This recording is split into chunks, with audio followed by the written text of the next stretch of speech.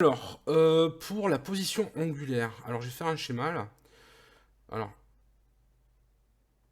bon, ça m'a levé à la souris, hein. Donc là, on a la position d'équilibre. D'accord? Là, j'ai les axes X et Y. C'est bon?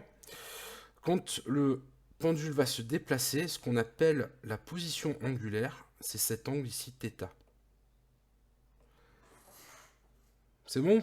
Tu comprends ou pas ce que je suis en train de faire? Ouais, juste parce qu'il y a encore, il y a marqué votre consigne, donc Landry, Ah, c'est bizarre. Il n'y a pas... Ah, pourtant, je suis en train de... Alors, attends. non, non, c'est bon, c'est juste que pour moi, elle y était encore, mais c'est bon. Ah, ok, ça va, super. Merci. Alors, du coup, là, il faut, pour trouver θ, il faut... Alors, je vous donne des indices, mais je vais pas trop loin pour justement vous laisser un peu chercher. Donc là, θ, tu vois, tu peux le déduire à partir des positions X et Y. Ouais, Tu vois, avec de la trigo. Ensuite, la vitesse angulaire, oméga, c'est égal à la dérivée par rapport au temps de ton angle θ. Voilà. Donc vous pouvez du coup déduire θ, hein, avec les positions Y et X, la vitesse angulaire à partir de θ. Vous verrez comment varie θ et à partir de là, vous devez obtenir, là si je fais θ, une allure de courbe ici. Vous l'avez pas eu encore le cours là-dessus? non, je crois Ah, pas. d'accord.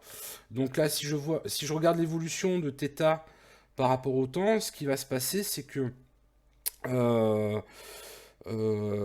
donc vous êtes tous d'accord qu'à la position d'équilibre θ égale 0. Donc admettons que je parte de la position d'équilibre. Vous allez observer donc des oscillations. θ va augmenter jusqu'à une valeur max, puis une valeur min. Et puis comme il y a un amortissement, voilà. Et ce qu'on appelle la pseudo-période, T0, c'est ça. Voilà. Franchement, on ne voit pas ce que vous êtes en train d'écrire. Mince, c'est bizarre pourtant. Alors là, je sais pas. Est-ce que de ton côté, faut pas rafraîchir ou un truc dans le genre? euh... Je sais pas du tout. hum, moi, je... Non, non, ça bouge pas. Ah! Parce qu'on a eu le même problème avant, et puis il y a un étudiant qui a expliqué qu'il fallait... Alors, attendez. Si quelqu'un peut... Alors, Faut sortir du stream et il faut le rouvrir. bah, moi, je peux rien faire de plus. Sortir du stream et le rouvrir. De votre côté, vous voulez dire?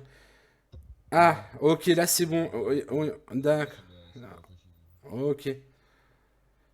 Et revenir. Et ça met beaucoup de temps à réfléchir, nous dit... Ok, ok, ok. Ouais, je vois ça, c'est bon. Je suis désolé, hein. Moi j'y suis pour rien là. Donc bon, alors j'attends que tout le monde ait le rafraîchissement et je reprends mon commentaire. Ok, il y a quelqu'un qui demande la parole. C'est Oui, bon pour moi. ok, ok. Bon, alors, ce que je disais au début de ma vidéo, là j'avais dit que je plaçais l'origine des axes au niveau du centre de rotation, là, de l'axe de rotation, pardon. Et du coup, à partir de ce qu'on appelle la position angulaire, c'est l'angle que fait votre pendule par rapport à sa position d'équilibre. D'accord? C'est ce que j'ai schématisé. Tout le monde le voit là? Ouais, ouais. Voilà. Ensuite, ça, vous pouvez le déduire grâce à une relation trigonométrique. Là, c'est pour aller plus loin. Donc, je suis désolé pour cette partie, je vous laisse un peu plus galérer. Donc, avec les formules de trigo, vous pouvez déduire. Vous pouvez déduire. Attendez, je coupe mon portable. Voilà. À partir de x et y, vous déduisez θ. Ensuite, la vitesse angulaire, ça va être la dérivée de θ par rapport au temps. Donc vous pouvez déduire ainsi la vitesse angulaire.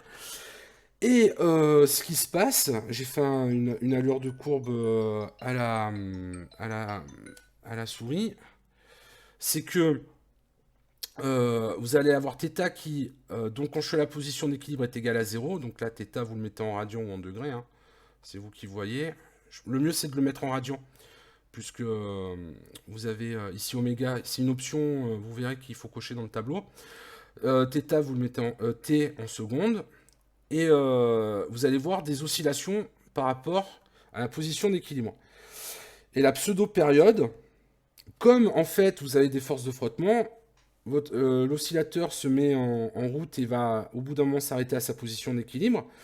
Mais la période des petites oscillations, c'est ce qu'on appelle la pseudo-période. Et vous pourrez la mesurer directement dans le graphique quand vous allez afficher θ en fonction du temps. Là, je vais le faire sur le schéma, par exemple, parce que là, si on observe la position d'équilibre et qu'on projette sur l'axe des x, on voit qu'on est à x égale 0. Et qu'on se déplace d'un côté ou l'autre, on va être à soit des plus x positifs, là dans le cas du schéma que je viens de faire, soit si on est de l'autre côté, ici, je le fais en rouge, on va être sur des valeurs de x négatives. Ce qui veut dire que on aura un graphique du type pour x en fonction du temps. Pareil, si on part de la position d'équilibre, là, dans mon schéma, d'abord on part vers les x positifs, on va obtenir ce type de graphique. Et là, à nouveau, vous devez retrouver la pseudo-période. Donc, pour l'étude de θ, ce qui se passe, c'est qu'on passe en... Jusqu'à présent, on a fait une étude en coordonnées cartésiennes y et x, ici. Là, on veut étudier par rapport à l'angle θ. Pour cela, bah, c'est très simple, hein, vu que d'après le schéma, là, vous voyez la position d'équilibre du pendule. Et là, lorsque je l'écarte de sa position d'équilibre, je peux retrouver l'angle θ ici qui est en vert en faisant tout simplement tangente θ est égale à x sur y. Voilà. Et après, dans la formule pour trouver θ, il suffit de faire a tangente θ entre parenthèses x divisé par y. Donc là, du coup, si tu fais oméga en radians par seconde et que tu exprimes la vitesse angulaire en fonction de la position angulaire θ en radians, alors à ce moment-là, tu auras fait ce qu'on appelle le portrait de phase. Et si par exemple tu obtiens, je sais pas, hein, j'improvise, hein, admettons que tu obtiennes un truc comme ça, une spirale, alors à ce moment-là, ça voudra dire que tu n'as pas conservation de l'énergie mécanique. Si par contre, tu obtiens une forme géométrique qui se referme sur elle-même, alors à ce moment-là, ça voudrait dire que tu as une conservation de l'énergie mécanique. Alors, dans les grandeurs, alors, comme j'ai expliqué comment calculer l'énergie potentielle, donc hop, grandeur, expression.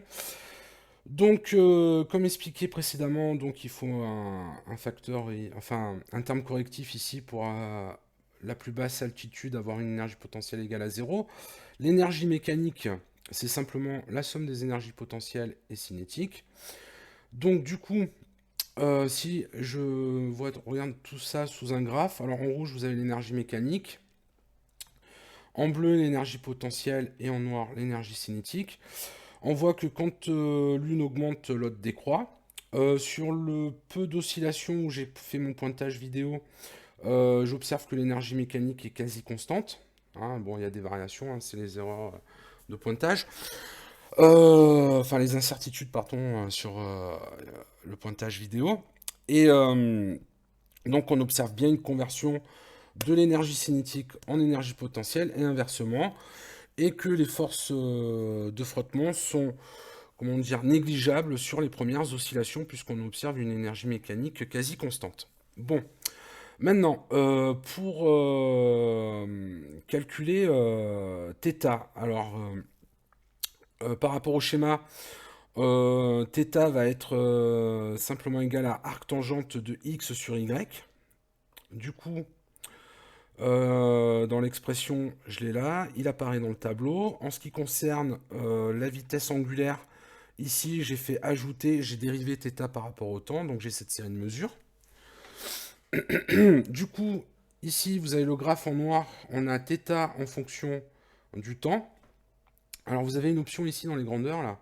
Hein, vous pouvez choisir si vous êtes en radians ou en degrés. Là, regardez, la conversion se fait simplement comme ceci. Hop, je repasse en radians. Voilà, et quand j'observe le graphe, on voit bien qu'on a ici une amplitude hein, qui est autour de la position d'équilibre θ égale 0. Hein. Voilà. Et si je veux mesurer la pseudo-période, alors j'ai le réticule ici. Il suffit de pointer là et là. Alors est-ce qu'il me donne directement la différence? Il n'y a pas une option pour voir la différence? Oh, c'est dommage. Attendez. Bon, bah, vous pointez tout simplement entre ici et ici. Faites la différence des deux temps, des deux instants, pardon. Et vous avez la valeur de la pseudo-période. En ce qui concerne le portrait de phase, alors le portrait de phase, hop, je reviens sur standard, voilà, sur un pointeur souris. Là, je vais changer. Donc, qu'est-ce qu'un portrait de phase? C'est l'expression de la vitesse angulaire en fonction de l'angle. Je fais OK. Et là, vous voyez, c'est bien qu'on ait les deux graphes l'un à côté de l'autre, puisque ici, j'ai une courbe qui se referme pratiquement sur elle-même. Donc, ça traduit bien le fait que l'énergie mécanique sur les premières oscillations est quasi constante. Voilà, bah écoutez, c'était donc l'autre partie de la vidéo pour finir de corriger ce TP. Donc on va continuer sur de la méca la prochaine fois. Au revoir.